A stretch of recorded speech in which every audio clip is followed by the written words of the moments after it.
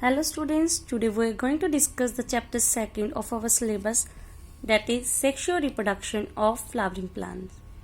Before I should start, I would like to discuss what is flower. Flower is a modified shoot with condensed axis called thalamus and its all appendages are called flower organs. मतलब जो flower है condense shoot है जिसके ऊपर जो एक thalamus है वो कहते सारे फ्लावर ऑर्गन्स को क्या कर रहा है, कैरी कर रहा है। अब इन सारे ऑर्गन्स को हम वन बाय वन डिस्कस करेंगे।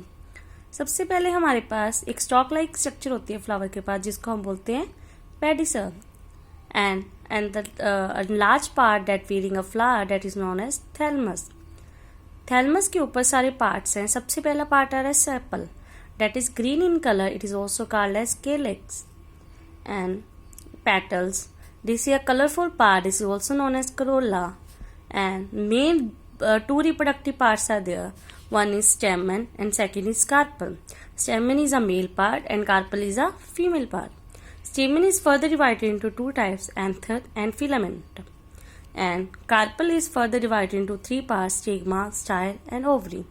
And ovary also contains some ovules.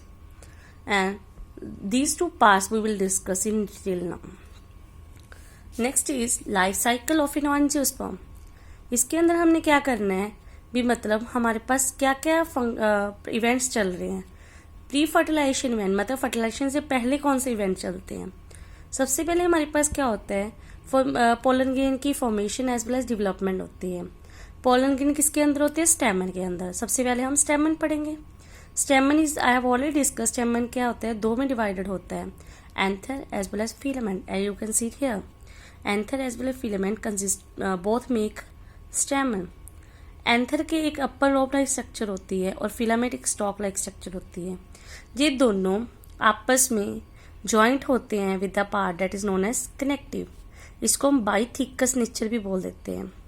कहते हैं जो भी हमारे पास दो एंथर लोब्स हैं, ये कहते जब इसको कट करेंगे ऐसे, ये हमारे पास क्या करेगा, पोलन सैक्स कैविटीज बना देगा जिसके अंदर क्या होंगे, पोलन ग्रेन्स होंगे in which the pollen grains are produced.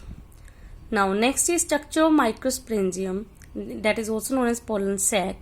इसके अंदर हमारे पास क्या होता है, एक आउटर लेयर होती है जिसको हम बोलते हैं एपिडर्मिस। एपिडर्मिस के जस्ट बिलो हमारे पास क्या प्रेजेंट होती है, endothecium. Endothecium that is also known as fibrous layer. ये क्या करती है, बाकी सारी जगह पे क्या होती है, थिक होती है, बट एट टू जंक्शन उसके वहां पे क्या होती है, वो थिन होती है। उसके बाद हमारे पास एंडोथीशियम के बाद ये सारा पेरेन्काइमेटस सेल्स है। पेरेन्काइमेटस सेल्स के अंदर हमारे पास 4 पोलन सेक्स प्रेजेंट है जो कहते हैं किसके द्वारा कवर है, टेप्टम के द्वारा। टेप्टम का फंक्शन क्या होता है, ये एक न्यूट्रिटिव टिश्यू है जो क्या करता है, माइक्रोस्कोप्स को न्यूट्रिशन प्रोवाइड करता है। कहते हैं इसके अंदर हमारे पास आर्किस्पोरियल सेल्स होते हैं जो अल्टीमेटली क्या बनाएंगे, डिवाइड करेंगे, अल्टीमेटली माइक्रोस्पोर मदर सेल्स क्या कर देंगे, फॉर्म कर देंगे। Next is during microsporogenesis. इसके अंदर जब माइक्रोस्पोरोजेंसिस होती हैं, जो हमारे पास जहाँ पे माइक्रोस्पोर मदर सेल बना वो अंडरगो क्या होएगा, मियोसिस होएगा। मियोसिस मतलब रिडक्शनल डिवीजन होएगी जिससे हमारे पास 4 हैप्लॉइड न्यूक्लियर क्या हो जाएंगे, फॉर्म हो जाएंगे, जिसको हम अरेंज करेंगे एक ऐसे मैनर में जिसको बोलते हैं टेट्राड।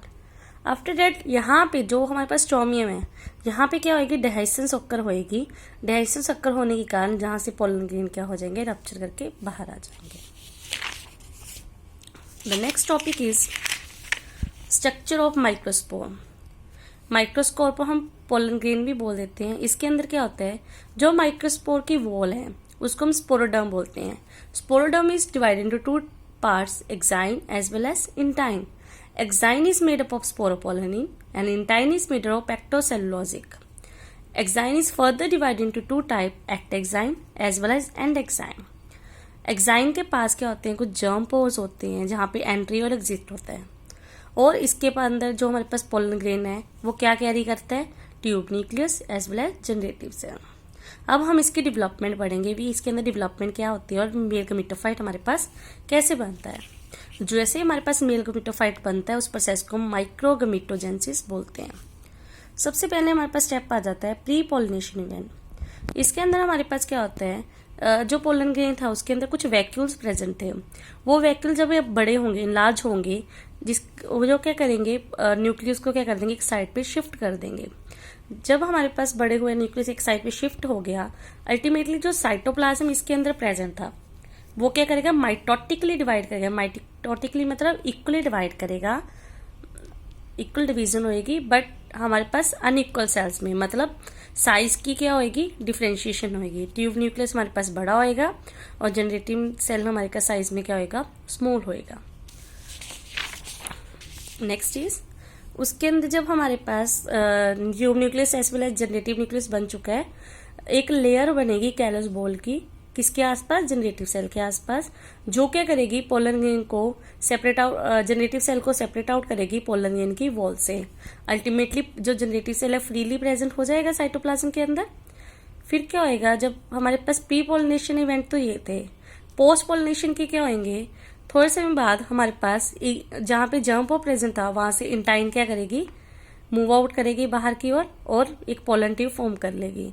पॉलिनेशन के टाइम पे जहाँ पे 2 गमीट्स बन जाएंगे, मेल गमीट, और हमारे पास एक ट्यूब न्यूक्लियस बन जाएगा। Pollen grain can be of 2 cell also. Tube cell किसको, 2 सेल किसको बोलेंगे, जब उसके अंदर होता है tube cell as well as generative cell.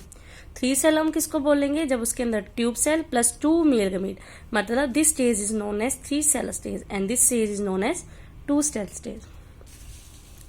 Next is pistil. Pistil is also known as carpel. This is a female reproductive part. It is also known as gynoecium. Gynoecium is further divided. Gynoecium is of 2 types, like apocarpus and silpcarpus. Carpus का मतलब है carpel, apo का मतलब free, मतलब क्या होते हैं इसकी, कार्पल क्या होती है, फ्री होती हैं। जैसे एग्जाम्पल है रेनुक्लस, जिसको बटर कप प्लांट बोलते हैं। सिनकार्पस मतलब सिन मतलब फ्यूज, सिनकार्पस मतलब कार्पल, मतलब इसके अंदर कार्पल्स क्या होंगे, फ्यूज होंगे। जैसे हिबिस्कस, आपने चाइना रोज का प्लांट सुना होगा। Pistil is further divided into 3 types, stigma, style and ovary. Stigma का काम क्या होता है, ये क्या करता है, पोलन ग्रेन को रिसीव करता है, मतलब it is also non receptive part. ये मतलब पोलन ग्रेन की तरह लैंडिंग करेक्ट करेगा, जिससे पोलन ग्रेन जर्मिनेट होएगा। अल्टीमेटली स्टाइल क्या करेगा, स्टिग्मा को ओवरी से क्या कर रहा है, कनेक्ट कर रहा है, मतलब आपस में दोनों क्या हो रहे हैं, कनेक्ट हो रहे हैं। ओवरी कहते हैं वेसल स्वोलन पार्ट होता है, जिसके अंदर ओव्यूल्स कंसिस्ट होते हैं, जो अल्टीमेटली फ्रूट्स वगैरह हमारे पास बनाते हैं। ये सारे पार्ट कहाँ पे प्रेजेंट होते हैं, थैलमस के ऊपर। अब हमने जो ओवरी पढ़ा, ओवरी के अंदर अभी मैंने बोला भी ओव्यूल्स प्रेजेंट होते हैं। अब हम उस ओव्यूल की स्ट्रक्चर को पढ़ेंगे। जैसे हमारे पास ओव्यूल है, ओव्यूल के बाहर क्या प्रेजेंट होती है, इंटेगुमेंट्स प्रेजेंट होती हैं, जो उसको प्रोटेक्ट करती हैं। ओव्यूल जो है हमारे पास व्हाइटिश इन कलर होता है और वॉइड इन शेप होता है। ओव्यूल की एक स्टॉक लाइक स्ट्रक्चर होती है, जो क्या करती है हमारे पास, मतलब उसको हम क्या बोलते हैं, फ्यूनिकुलस बोलते हैं। जैसे आप देख सकते हो, दिस इज अ व्यू, जो हमारे पास ये स्टॉक लाइक स्ट्रक्चर है, this is known as funiculus. जो पॉइंट ऑफ अटैचमेंट है हमारे पास, उसको हम बोलते हैं हाइलम। इसके बाद हमारे पास there are types of ovule that is known as, first is orthotropous. You can see that जो हमारे पास ovule है वो कौन सी पोजीशन में है, इरेक्ट। एनाट्रोपस, जिसमें हमारे पास जो ovule है वो कौन सी पोजीशन में आ गया, इन्वर्टेड। हेमिट्रोपस, जिसमें हाफली हमारे पास क्या होगा, कर्व्ड। कैम्फाइलोट्रोपस, जिसमें बॉडी कर्व्ड होती है, एम्ब्रियो स्ट्रेट रहता है। और हमारे पास एम्फीट्रोपस, जिसमें body as well as embryo दोनों क्या होंगे, कर्व्ड होंगे। सिनोट्रोपस, जिसके अंदर फ्यूनिकुलस पूरी क्या हो जाएगी, कॉइल हो जाएंगे ओव्यूल के आसपास हमारे पास। अब हमारे पास जो भी बॉडी के ओव्यूल के पास मास है, यहाँ पे हमारे पास पेरेन्काइमेटस मास प्रेजेंट होता है, उसको हम बोलते हैं न्यूसेलस। इंटेगुमेंट्स क्या करती हैं, कुछ हमारे पास स्पेस लीव करते हैं, नैरो पोर लीव करती है, जिसको हम बोलते हैं माइक्रोपाइल। उसके ऑपोजिट क्या होता है, हमारे पास चेलेंड होता है। नेक्स्ट इज, इसकी अब हमने देखनी है भी डेवलपमेंट कैसे होती है ओव्यूल की। कहते हैं जो ओव्यूल है एज अ प्राइमोडियम की तरह क्या करता है, डेवलप होता है। जो इसकी जो इंटेगुमेंट है वो क्या करेगी, सराउंड करेगी न्यूसेलस को, एक्सेप्ट कहाँ पे छोड़ के, माइक्रोपाइलर, क्योंकि हमने बोला ये एक नैरो पोर है। उसके बाद हमारे पास जो न्यूसेलर है, आप यहाँ पे देख सकते हो, जो माइक्रोपाइलर एंड की तरफ से है वो अल्टीमेटली डिवाइड कर देगा, ओव्यूल प्राइमोडियम मतलब डिवाइड करेगा एज अ प्राइमरी आइक्रोस्पोरियल सेल में। अब हमारे पास नेक्स्ट आता है जो आर्किस्पोरियल सेल है प्राइमरी, वो फर्दर डिवाइडेड होएगा into outer parietal cell as well as primary sporogenous cell। यहाँ पे आप देख सकते हो हमारे पास बना था प्राइमरी आइक्रोस्पोरी सेल, वो किस में डिवाइड हो गया, parietal सेल में और स्पोरोजिनस सेल में। इसके बाद क्या होता है, जो हमारे पास parietal सेल्स है वो कंटिन्यूसली डिवाइड करेगा और हमारे पास एक डिप्लॉयड मेगास्पोर मदर सेल बना देगा, जिसको हम MMC बोलते हैं। आफ्टर दैट जो डिप्लॉयड मेगास्पोर है उसके अंदर क्या होंगी, मेयोसिस होएगी। मेयोसिस होई मतलब उससे क्या बन जाएंगे, हमारे पास हैप्लॉयड मेगास्पोर सेल्स बन जाएंगे। जब हमारे पास 4 मेगास्पोर सेल्स बन गए, इसके अंदर से क्या होएगा, 3 हमारे पास क्या हो जाएंगे, डीजनरेट हो जाएंगे और एक क्या रहेगा, फंक्शनल रहेगा। अब जो हमारे पास एक फंक्शनल बचा है, फंक्शनल मेगास्पोर है, उसको हम रेफर करेंगे as a first cell of female gametophyte. इसके बाद हमने क्या पढ़नी है, जो हमारे पास first cell functional megaspore cell बना उसकी हमने डेवलपमेंट देखनी है। डेवलपमेंट को हम मेगा गमीटोजेनेसिस बोलते हैं।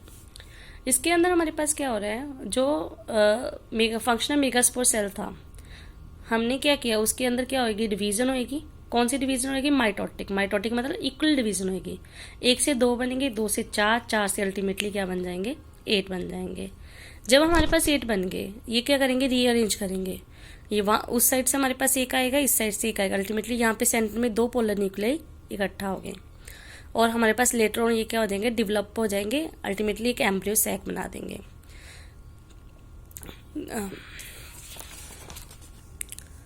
अब हमने जो हमारे पास एम्ब्रियो सैक बना उसकी हमने स्ट्रक्चर डिटेल में पढ़नी है। इसको हम 7 सेल या फिर 8 न्यूक्लियस स्टेज भी बोल देते हैं।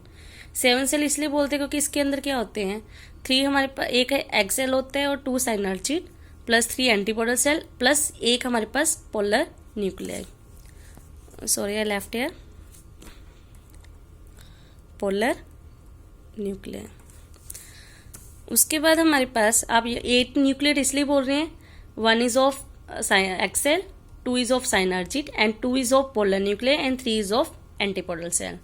एंड जब हमारे पास क्या होता है, जो आगे हमारे नेक्स्ट टॉपिक में करेंगे, जब फर्टिलाइजेशन हुएगी हमारे पास, तब हमारे पास 2 मेल गमीट आएंगे। अल्टीमेटली एक तो हमारे पास पोलर न्यूक्लिक साइड फ्यूज कर जाएगा, एक एग सेल से कर जाएगा, उसको हम बोलते हैं triple fusion. This was our topic. Thank you.